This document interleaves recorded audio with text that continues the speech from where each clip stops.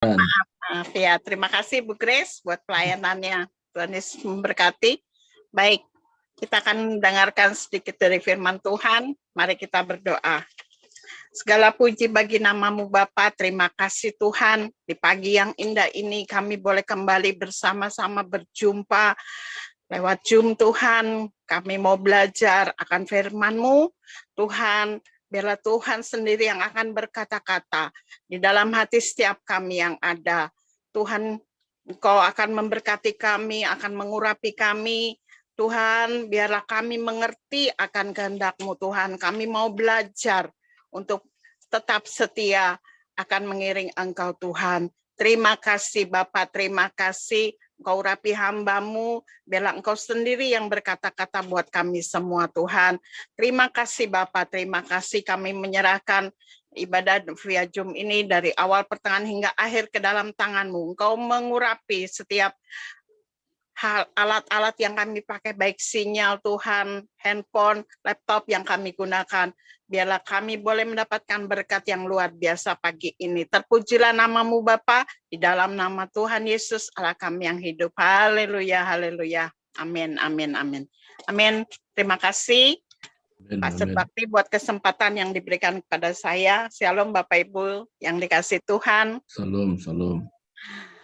Masih di dalam tema tentang pengenalan Allah yang benar.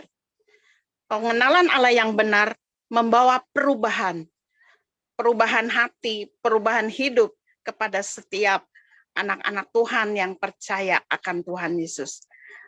Pagi ini saya akan membawakan firman Tuhan di dalam Kejadian 16 ayat 1 sampai 3. Saya akan bacakan firman Tuhan. Ini tentang Hagar dan Ismail.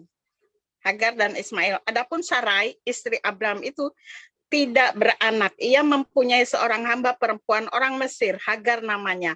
Berkatalah Sarai kepada Abraham, engkau tahu Tuhan tidak memberi aku melahirkan anak. Karena itu, baiklah hampiri hambaku itu. Mungkin oleh dialah aku dapat memperoleh seorang anak. Dan Abraham mendengarkan perkataan Sarai. Jadi Sarai istri Abraham itu mengambil Hagar hambanya seorang Mesir itu, yakni ketika Abraham telah 10 tahun tinggal di tanah Kanaan itu, lalu memberikannya kepada Abraham suaminya untuk menjadi istrinya. Ayat keempat, Abraham menghampiri Hagar lalu mengandunglah perempuan itu. Ketika Hagar tahu bahwa ia mengandung, maka ia memandang rendah akan nyonyanya itu. Nah, di sini saya akan menyoroti satu tokoh di dalam Alkitab, yaitu tentang Hagar. Ya, karena ini Sabtu Ladies, yakni Ladies ini yang bernama Hagar adalah seorang budak dari Mesir, budak daripada Sarai yang dibawa dari Mesir.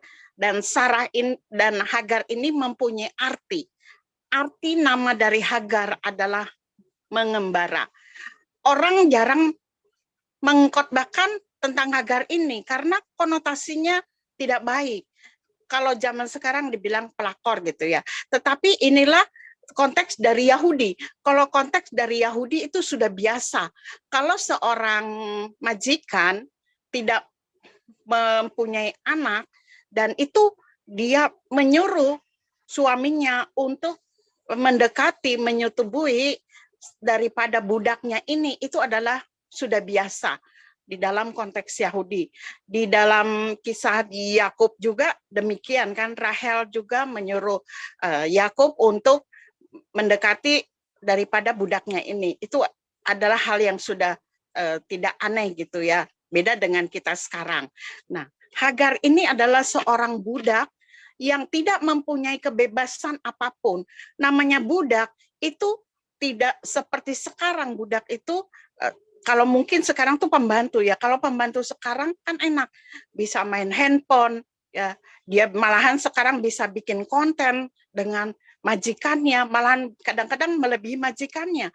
Tetapi di sini Hagar adalah seorang budak yang tidak mempunyai kebebasan seperti budak zaman sekarang. Kalau zaman Yahudi, budak adalah yang disamakan dengan seolah-olah disamakan dengan binatang. Tidak ada kebebasan sama sekali, harus nurut apa kata daripada majikannya itu. Nah, seperti tokoh Hagar ini muncul karena adalah Sarah majikannya yang tidak sabar menantikan janji daripada Tuhan. Padahal Tuhan itu sudah memberikan janji kepada Abraham bahwa dia akan mempunyai keturunan seperti bintang di langit dan pasir di tepi pantai. Tetapi Abraham lupa dan Sarah juga lupa. Akhirnya seolah-olah dia melupakan janji daripada Tuhan. Kok tidak kunjung tiba janji daripada Tuhan kalau dia akan menerima janji itu. Jadi Sarah ini sudah melupakan janji daripada Tuhan. Lalu dia menyuruh suaminya supaya mendekati Hagar.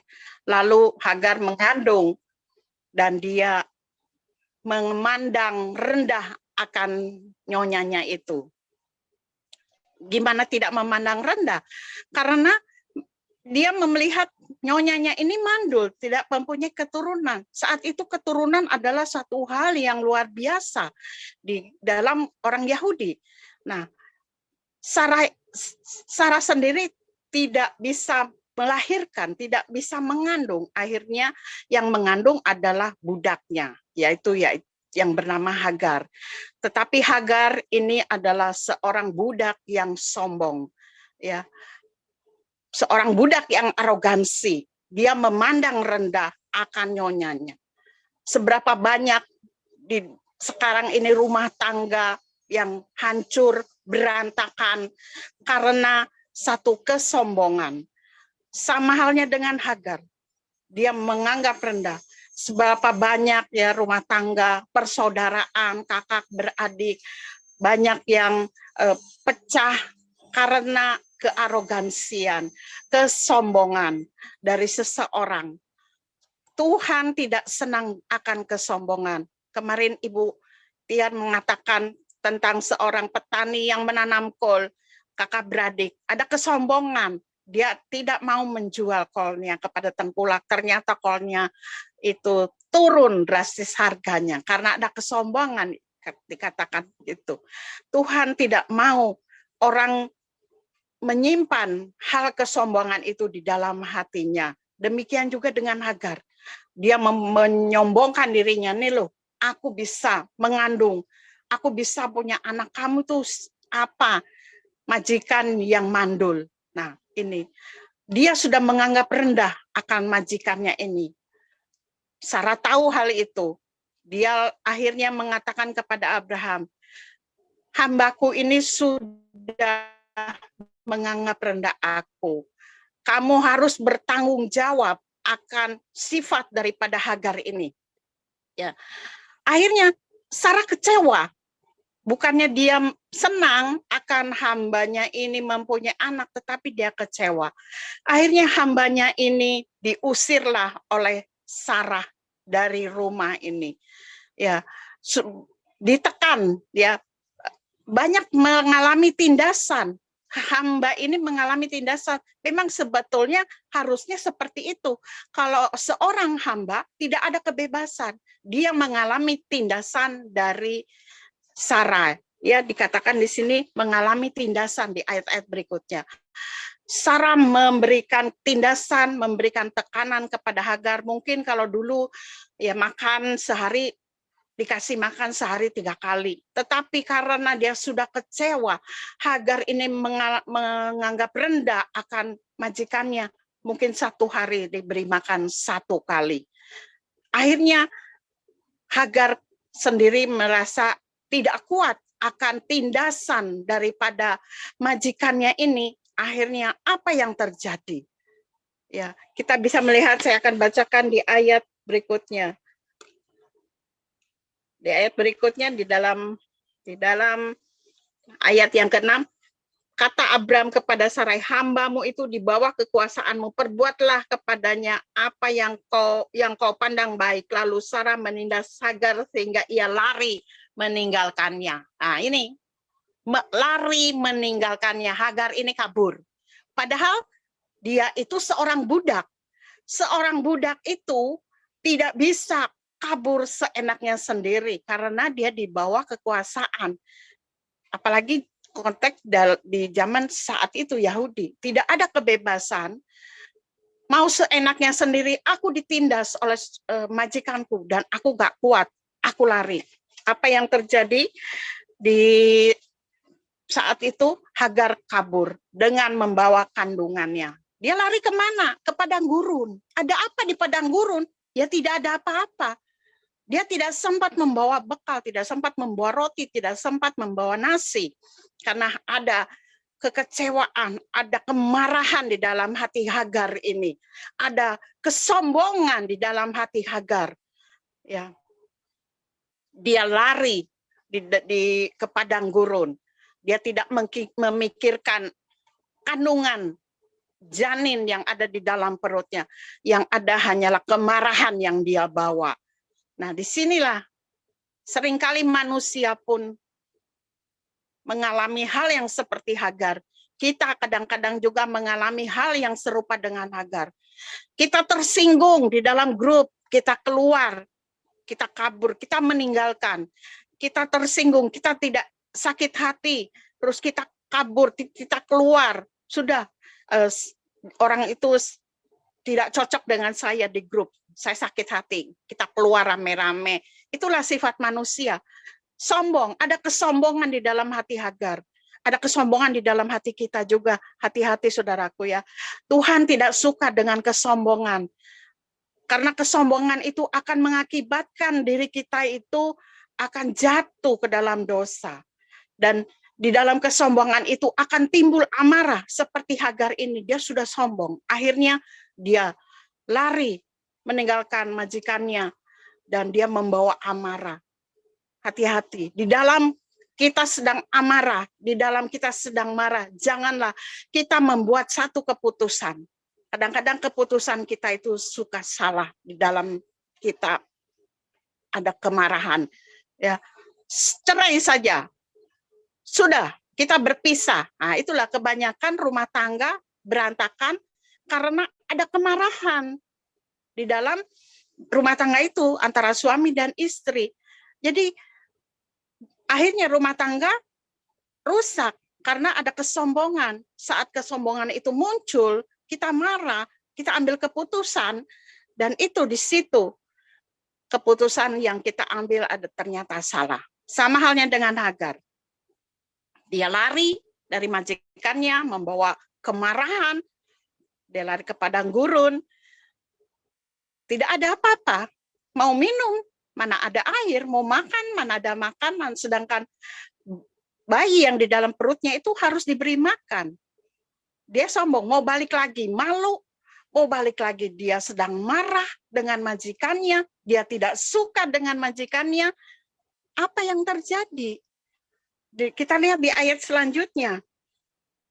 Lalu malaikat Tuhan menjumpainya dekat suatu mata air di padang gurun, yakni dekat mata air di jalan Syur. Katanya, Hagar hamba Sarai, dari manakah datangmu dan kemanakah pergimu? Nah, malaikat mendekati, malaikat menjumpai Hagar. Dia katakan, dari mana datangmu? Dari mana pergimu? Dan mau kemana pergimu? Apakah malaikat tidak tahu dari mana asal Hagar? Kok sampai bertanya seperti itu? Dari mana datangmu? Ya tahu sekali dan tahu banget gitu. Tetapi inilah cara Tuhan menjumpai seseorang yang sedang remuk hatinya. Inilah cara Tuhan menjumpai kepada Hagar yang sedang bersusah hati, yang sedang kecewa, sedang putus asa, sedang remuk hatinya. Tuhan sendiri yang menghampiri, sama halnya dengan kita. Saat kita putus asa, saat kita kecewa, saat kita remuk hati, Tuhan sendiri. Saat kita masih berdosa, Tuhan sendiri yang datang kepada kita. Bukan kita yang menghampiri Tuhan, tetapi Tuhan sendiri yang menghampiri kita. Malaikat bertanya, dari mana datangmu? Dan mau kemana kamu pergi? Seringkali Tuhan juga berkata kepada diri kita, dari mana datangmu? Kemana kita mau pergi? Marilah kita akan belajar seperti yang Tuhan ajarkan.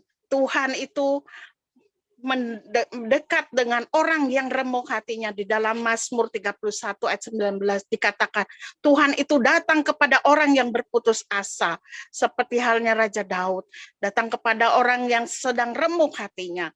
Dan sekarang apa yang terjadi? Yang terjadi dengan Hagar, dia mau balik malu karena sudah mengambil keputusan kabur. Saya punya mertua yang baik sekali. Pada saat saya pertama kali menikah, satu pesan dari mertua saya itu bilang, saya jangan sekali-kali mengatakan kata cerai. Ya, kalau kamu berantem sama suamimu, jangan sekali-sekali mengatakan kata cerai dan kamu meninggalkan rumah. Itu pesan dari mertua saya yang saya ingat. Saya menikah tahun 85. Sampai sekarang pesan dari mertua saya yang sudah tidak ada di tahun 2008 masih saya ingat.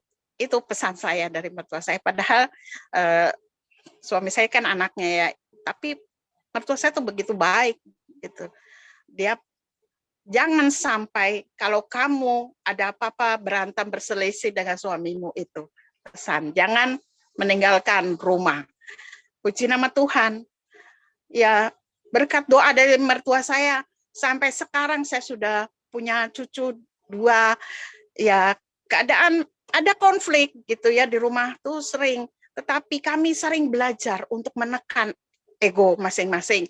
Kalau saya marah, suami saya yang diam, dia pergi gitu ya keluar rumah untuk menghindari perselisihan. Demikian juga saya, kalau dia marah ngomel-ngomel, saya yang tutup mulut, nggak banyak ngomong, saya masuk kamar. Saya berdoa. Itu, jadi rumah tangga kami sampai saat ini puji Tuhan, Tuhan bisa pelihara dengan baik. Luar biasa. Inilah kita belajar supaya kita tidak ada kesombongan. Siapa sih diri kita ini? Hagar ini lupa siapa diri dia sebenarnya. Dia adalah budak yang tidak punya kebebasan untuk bisa lari daripada keluar rumah. Tetapi inilah manusia. Pada dasarnya manusia itu adalah sombong. Tidak manusia yang kaya, tidak manusia yang miskin, semuanya sama saja. Mereka semua, kita itu pada dasarnya adalah manusia yang sombong. Tetapi Tuhan datang menghampiri kita. Tuhan datang untuk kita. Tuhan datang dari sorga yang mulia menjumpai kita. Sama halnya dengan malaikat ini. Kita lihat apa selanjutnya yang dikatakan oleh malaikat.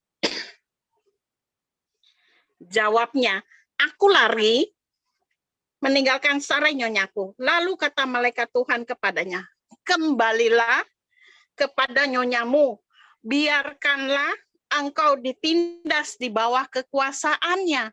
Loh, kok begini?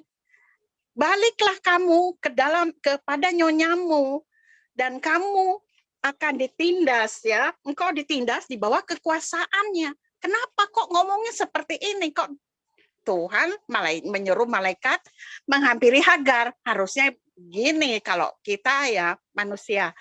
Ayo Hagar, kamu kembali kepada nyonyamu dan saya jamin kamu tidak ada apa-apa dan kamu tidak akan ditindas.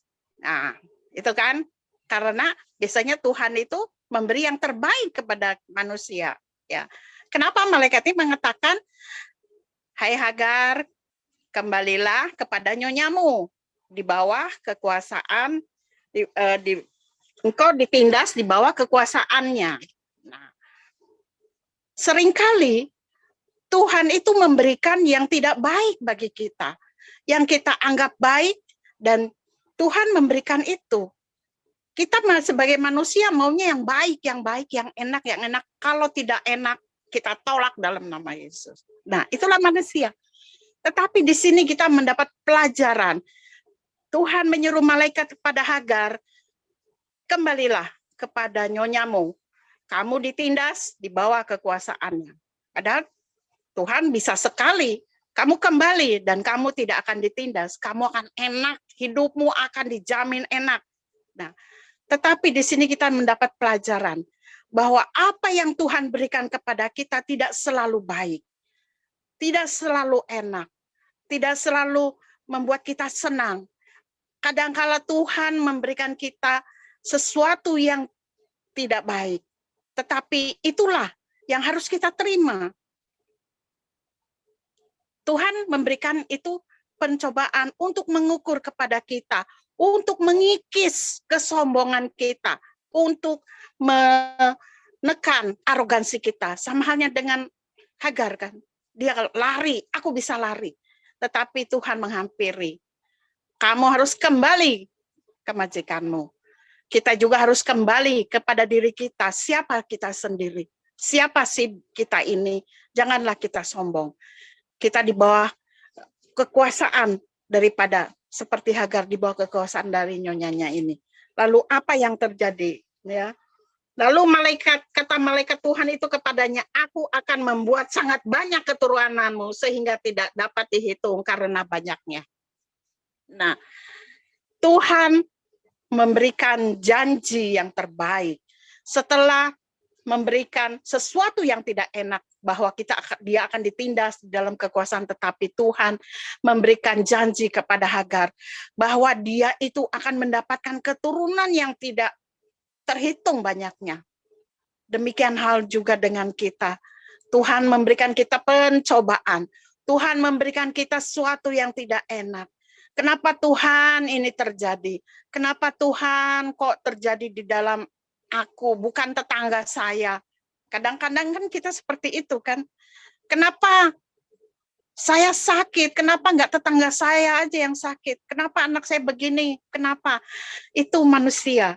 Tetapi Tuhan selalu memberikan janji yang terbaik bagi kita setiap anak-anaknya. Tuhan tidak pernah meninggalkan kita untuk sebagai anak-anaknya, tidak pernah, karena Tuhan ialah Allah yang hidup, iya dan amin. Sama halnya dengan Hagar. Setelah dia menyuruh Hagar kembali kepada majikannya di bawah tindasan, Tuhan memberikan janji. Tuhan tidak memberikan setelah ditindas terus dilepaskan begitu saja, tidak. Tetapi Tuhan memberikan janji. Sampai sekarang kita tahu semua keturunan daripada Hagar adalah keturunan yang luar biasa. Akhirnya Hagar melahirkan seorang anak laki-laki yang diberi nama Ismail. Dari kata Ismail itu mempunyai arti yang artinya Allah mendengarkan. Bagus sekali namanya ya, Ismail. Allah mendengarkan, Allah memperhatikan. Dan setelah dia lahir, sekarang Tuhan memberikan juga keturunan daripada Sarai, Ishak. Mereka hidup berdampingan. Ishak dan Ismail adalah keturunan yang luar biasa, keturunan yang dijanjikan Tuhan. Sebetulnya mereka sekarang pun tidak bertikai. Ada yang mengatakan Ishak dan Ismail, satu keturunan yang sedang berseteru, berperang. Tidak. Kita tahu dari mana? Ya kita lihat di ayat-ayat setelahnya, bahwa setelah Abraham meninggal, Ishak dan Ismail datang menguburkan Abraham di tempat penguburannya. Dan Ismail itu tinggalnya tidak di Arab yang jauh, tidak. Tetapi Ismail tinggalnya dekat dengan Ishak.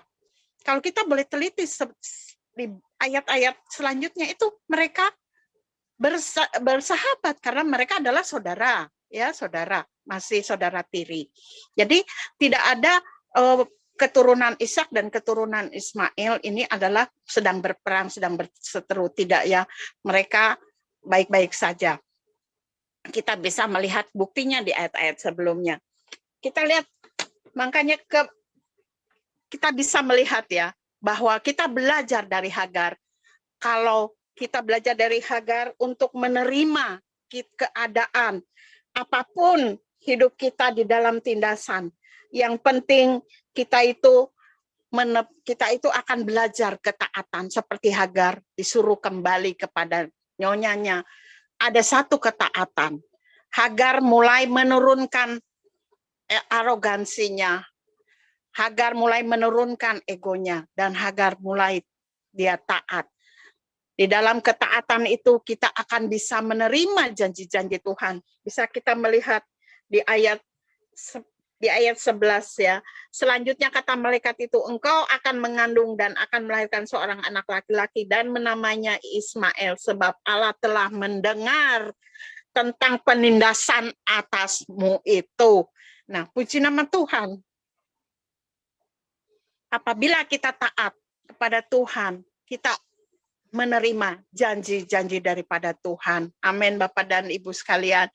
Bapak Ibu yang dikasihi Tuhan, saat ini keadaan kita yang tidak menentu, keadaan ekonomi kita yang tidak menentu, tetapi kita masih tetap belajar untuk taat kepada Tuhan, supaya kita bisa menerima janji-janji daripada Tuhan.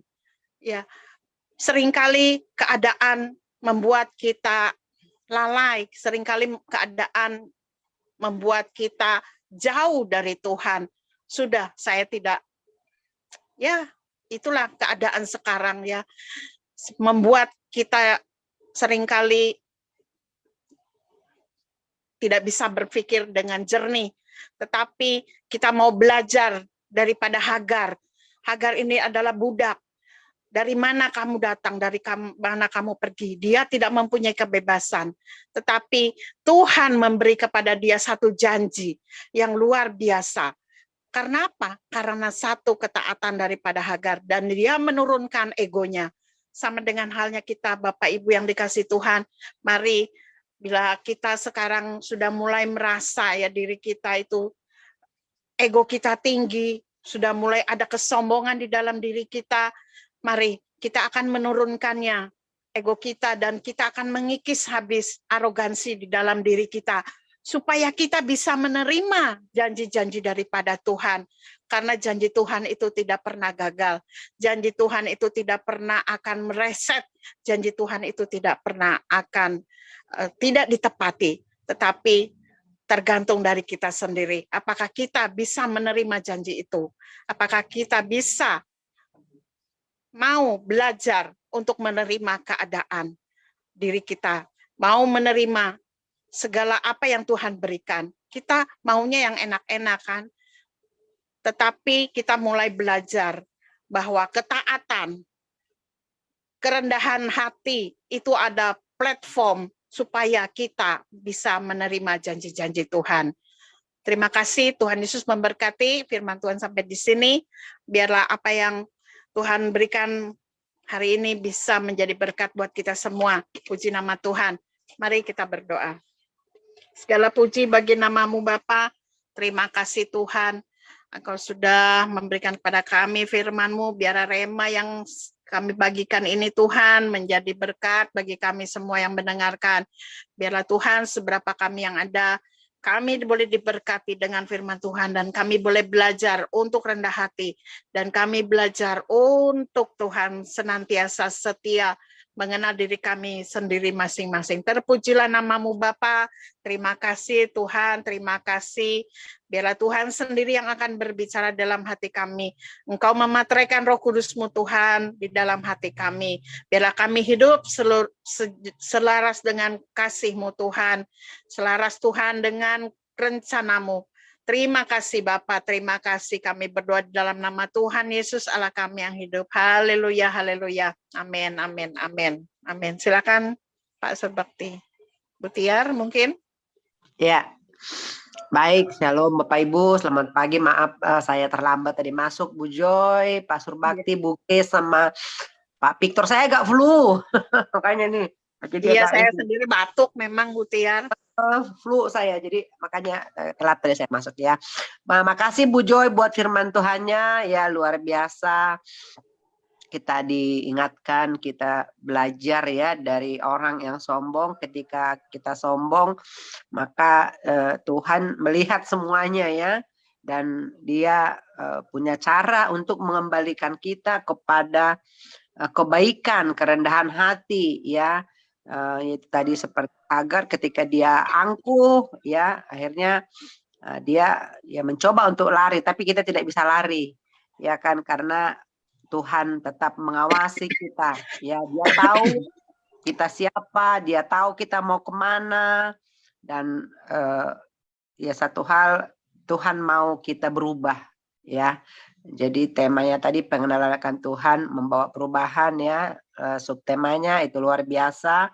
Baiklah kita belajar seperti Hagar tadi, apabila kita sombong itu akan membawa kita kepada kesengsaraan. Tapi jika kita mau, ya, kita izinkan Tuhan mengikis kesombongan kita, ya, arogan kita, ego kita, maka kita pelan-pelan akan semakin berkenan di hadapan Tuhan. Itu yang saya tangkap. Terima kasih Bu Joy buat firman Tuhannya. Tuhan memberkati Bu Joy, usaha, kesehatan, keluarga besar, anak, cucu, mantu, suami, ya. Tuhan berkati. Semangat terus, kami tunggu berkat-berkat berikutnya Bu Joy, ya. Juga Bu Grace juga yang sudah bawa kita dalam pujian penyembahan. Makasih, luar biasa Bu Grace, ya. Kita menikmati pujian penyembahannya, ya. Luar biasa Bu Grace ini. Baik, kita sharing di sini aja, ya.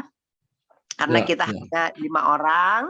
Ya, silakan kita bersharing, Bapak Ibu. Mungkin ada yang mau disampaikan atau ada yang mau ditanyakan hubungan dengan firman Tuhan tadi. Kami berikan waktu biasa kita 5 menit. Kita sharing di sini aja. Silakan Bapak Ibu. Pak Victor Hutajulu juga silakan.